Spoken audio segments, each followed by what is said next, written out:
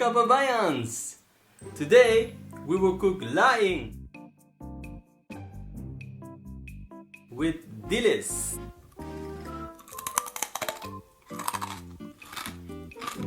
Enjoy! Okay, ito po ang ating mga ingredients. Ang baboy, garlic, onion, ginger, chili pepper, bagoong alamang, coconut milk, at ang ating dried taro leaves. Igisa natin yung baboy.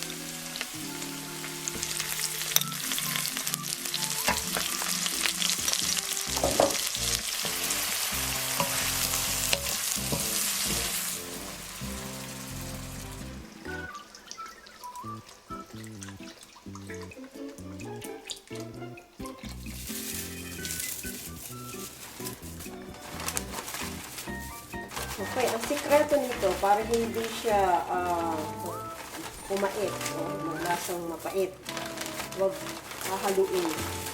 Hayaan muna natin siyang ma-absorb niya yung coconut milk.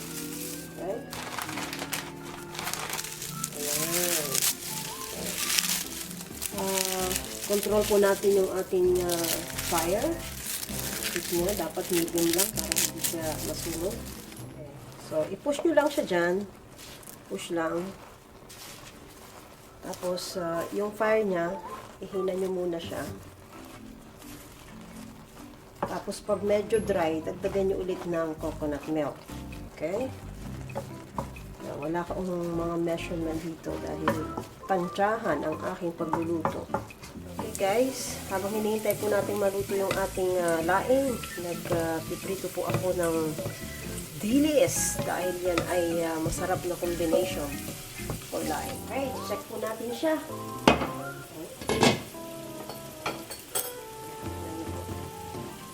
Okay, so pwede nyo na pong haluin para magpantay yung pagkakalito ng ano. Okay, ganyan-ganyan lang yung paghalo, hindi yung talagang hinahalo-halo talaga natin. Ganyan lang siya.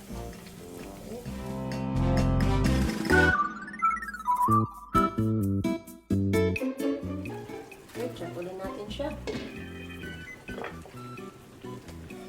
Ayan. Bigta din ulit natin. At bahala na po kayo kung tama na yung asin niya, yung alat niya, yung anghang niya sa panlasa nyo. It's all up to you. Gaano ka-anghang gusto nyo, gaano ka-alat. Okay, sarap nito. Yan, malambot na po yung dahon. So, tapos na ang ating laing. Ready for plating. Sarap. Ayan.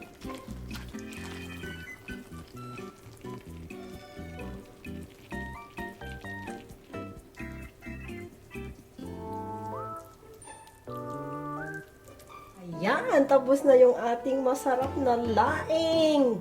So, kung nagustuhan nyo po siya, don't forget to like and please subscribe sa susunod muling pagluluto. Bye!